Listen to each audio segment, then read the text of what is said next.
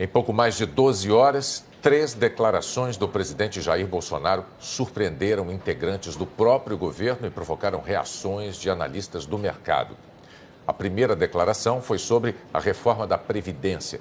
Bolsonaro disse que vai propor idade mínima para a aposentadoria de 57 anos para mulheres e 62 anos para homens. A segunda declaração do presidente foi sobre o aumento do imposto sobre operações financeiras e a redução do imposto de renda.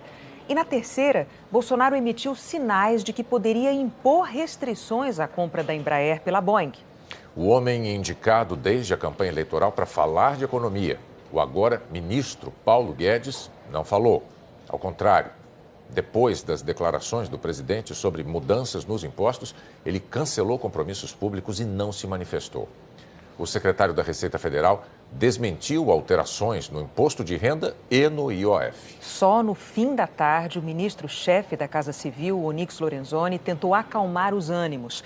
Chegou a dizer que o presidente se equivocou sobre mudança nos impostos e que a proposta da reforma da Previdência mencionada por Bolsonaro foi para mostrar que será uma transição humana que vai respeitar os direitos das pessoas.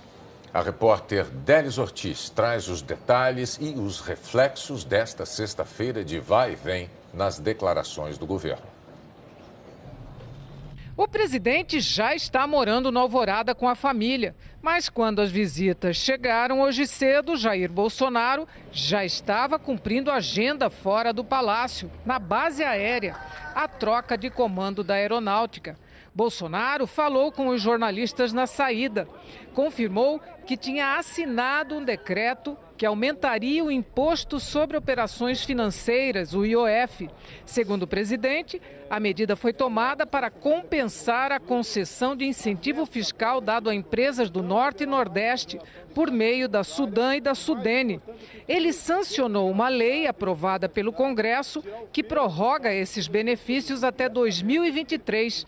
Bolsonaro vetou apenas a extensão para a Sudeco. Essa questão, infelizmente, ela foi assinado um decreto nesse sentido, mas para quem tem aplicações aí fora, para poder cumprir uma exigência de um projeto aprovado, tido como pauta-bomba, contra a nossa vontade. O Paulo Guedes anuncia hoje também a possibilidade de diminuir a alíquota do imposto de renda, porque o nosso governo tem que ser a marca de não aumentar impostos. E essa medida, infelizmente, foi obrigada a tomar essa decisão. Se eu sanciono sem isso, eu estou em curso na lei de responsabilidade fiscal. Bolsonaro não explicou por que não vetou a pauta bomba que criticou antes de assumir o governo. Para compensar essa renúncia fiscal autorizada por ele, disse que iria aumentar o IOF, Imposto sobre Operações Financeiras, mas reduziria a alíquota do imposto de renda de 27,5% para 25%. É uma ideia inicial, a maior líquida nossa é 27,5%, passaria para 25%.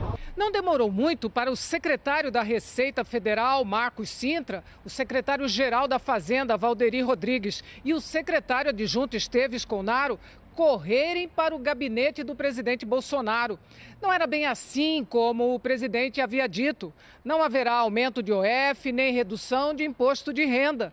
Foi o que disse o secretário da Receita em entrevista gravada por Nilson Clava. Não vai haver nada que esteja sendo discutido com relação à alteração do imposto de renda. O imposto de renda é um capítulo da reforma tributária que vai ser analisada posteriormente no tempo correto, no tempo devido.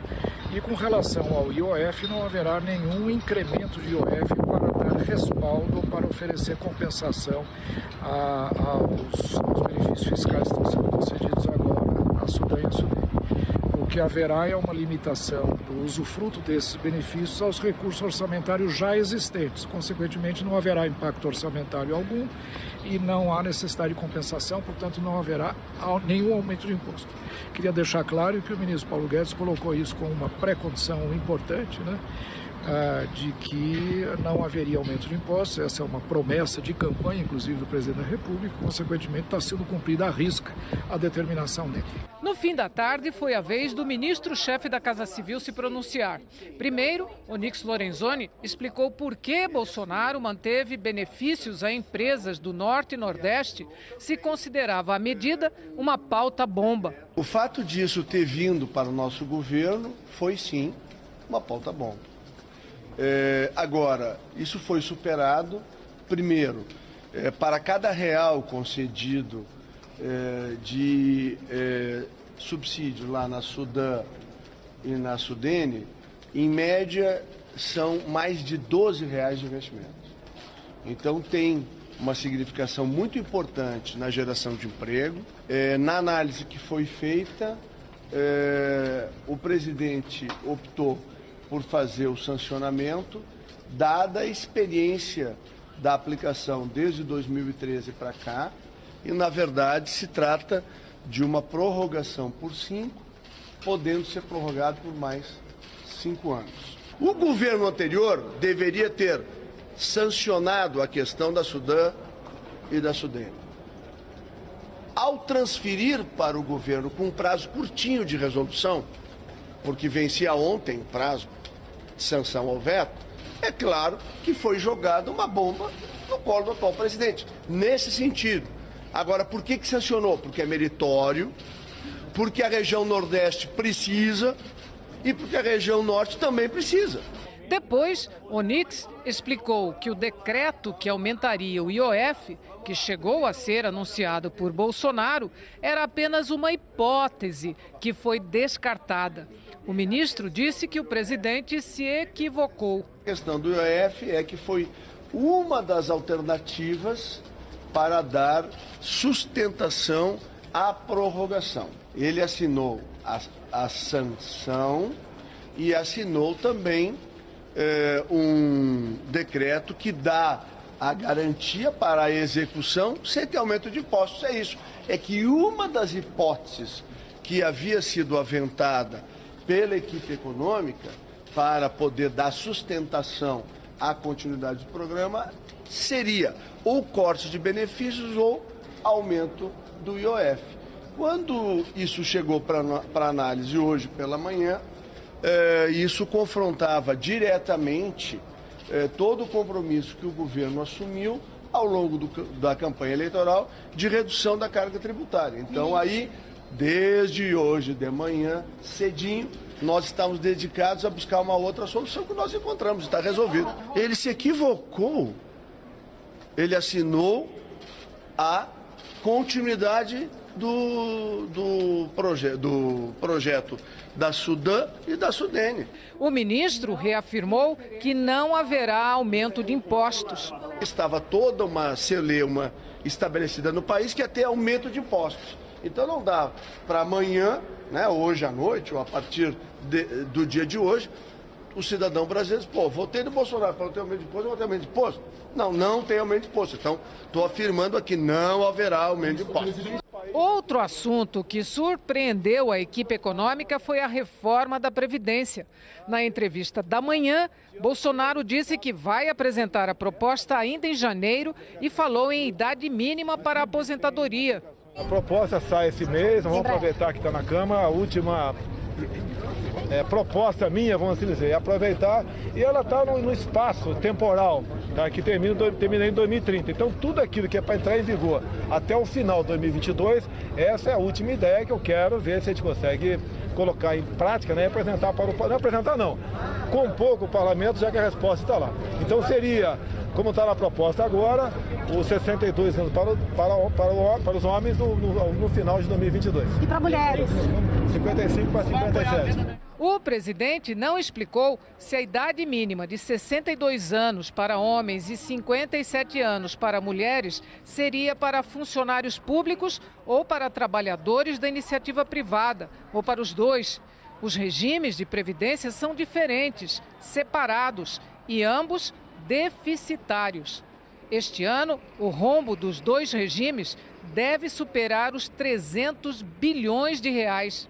O ministro-chefe da Casa Civil disse que, na verdade, nada está definido sobre a idade mínima e que a intenção do presidente ao falar sobre o assunto foi apenas de enfatizar que a transição do atual modelo para o futuro será suave.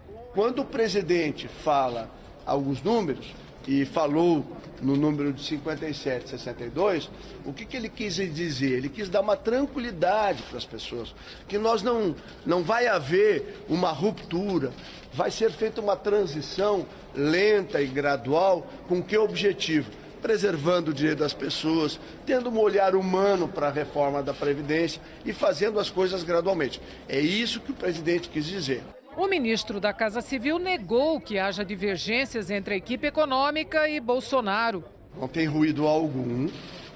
A equipe econômica chefiada pelo professor Paulo Guedes vem trabalhando desde que se iniciou o processo da transição para elaborar dois caminhos de proposta de reforma da Previdência, aos quais o professor Paulo Guedes já falou em exaustão.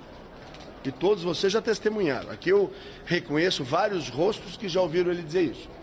Primeiro, a atual Previdência brasileira é um navio com casco furado, ou é um avião que tem uma pane, que precisa ser consertado.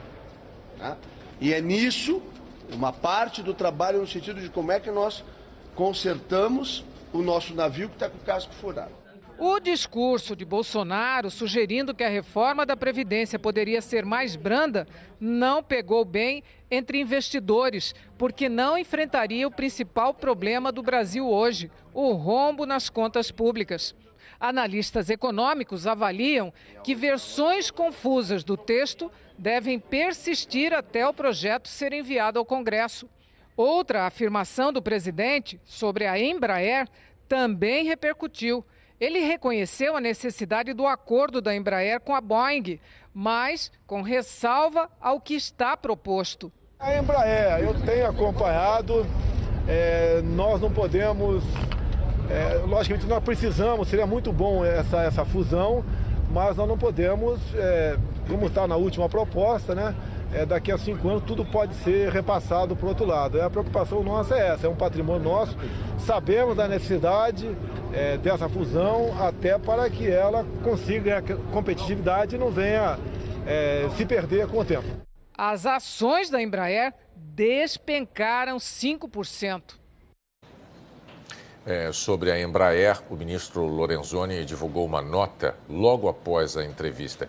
Ele disse que as ações voltaram ao mesmo patamar de 5 dias atrás, que a manifestação do presidente Bolsonaro foi legítima porque cabe a ele zelar pelos interesses estratégicos nacionais nas empresas onde há a chamada Golden Share.